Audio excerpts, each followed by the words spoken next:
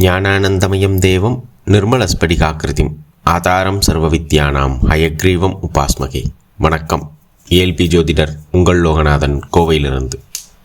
அட்சய இலக்கண பத்தய ஜோதிட முறையில் இந்த வீடியோவில் நம்ம பார்க்கக்கூடிய நிகழ்வானது, ஒரு ஜாதகர் கேட்டார், சார் வீடு வாங்கணுன்னு இருக்கேன், பார்த்து சொல்லுங்கள் அப்படின்ற மாதிரி. நம்ம அவர்கிட்ட கேட்டோம், சார் நல்லா பெரிய லெவலில் கடன் வாங்கி பெரிய வீடாக வாங்குறதுக்கு முயற்சி பண்ணுறீங்களா அப்படின்ற மாதிரி கேட்டோம். ஆமாம் சார் அப்படின்னாரு.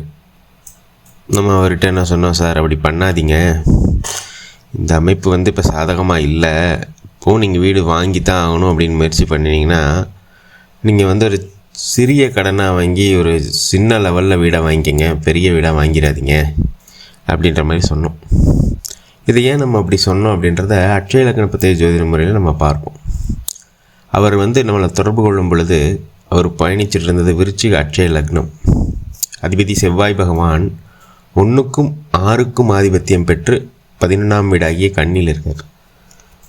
அப்போ லக்னாதிபதி ஒரு லாப நோக்கத்தில் இருக்கார். அந்த 1, 6 இயக்கம் ஒரு கடன் வாங்கியாவது ஒரு லாபத்தை பெறணும் அப்படின்ற ஒரு நோக்கம் அவருக்கு இருக்குது. அது சாதகமற்ற தன்மையில் தான் இருக்கும். அது பெரும் கடனாக மாறக்கூடிய வாய்ப்பு தான் இருக்குது. அதனால் அது கவனமாக இருங்க அப்படின்னு சொன்னோம். இப்போ வீடு அப்படின்றது விருச்சிகத்திற்கு 4ஆம் இடம் கும்பம் அதிபதி சனி பகவான், அவர் 11ஆம் வீடாகிய கன்னியில் இருக்கார். இப்போ நம்ம அவர்கிட்ட என்ன சொன்னோன்னா, சார் பெரிய வீடாக வாங்கிடாதீங்க, புது வீடாகவும் வாங்கிடாதீங்க, முடிஞ்ச வரைக்கும் பழைய வீடாக ஒரு சின்ன லெவலில் சிறிய வீடாக இருக்கிற மாதிரி வாங்கிக்கோங்க, அதை வாங்கி ரெனோவேட் பண்ணிக்கோங்க, அந்த மாதிரி ஒரு சின்ன கடனாக வச்சுக்கோங்க அப்படின்ற மாதிரி சொன்னோம். அது பண்ணக்கூடிய அமைப்பு தான் இவருடைய ஜாதகத்தில் இங்கே இருக்குது. பட் அவருடைய சிந்தனை எப்படி இருக்குன்னா, பெருசாக பண்ணணுன்ட்டு தான் வரும். அது என்ன ஆகும் அப்படின்னா, அது அவருடைய பெரும் கடனில் போய் அவர் சிக்கிடுவார். அந்த வீடு இங்கே பிரச்சனையில் தான் இருக்குது. இப்படி அவருக்கு நம்ம வழிகாட்டுறது மூலமாக அந்த பெரிய நிகழ்வை இப்போ அவர் இங்கே பரிகாரம் அப்படின்னு கேட்டிங்கன்னா, இங்கே பரிகாரம் பண்ணி அவர் தப்பிச்சிக்கலாம் அப்படின்னா, அவர் சிந்தனை பெருசாக பண்ணணும்னு இருக்கும். அது பெரிய கடனாக வாங்கி பண்ணக்கூடிய தன்மை தான் இங்கே இருக்குது.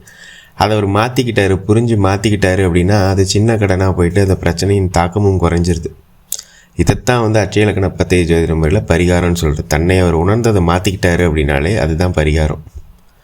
இதே போல் உங்களுடைய ஜாதகத்திற்கும் அட்சய இலக்கண பத்தய ஜோதிட முறையில் பலன் சொல்லணும் அப்படின்னா, இந்த ஸ்க்ரீனில் தெரிகிற நம்பருக்கு நீங்கள் என்ன தொடர்பு கொள்ளலாம்.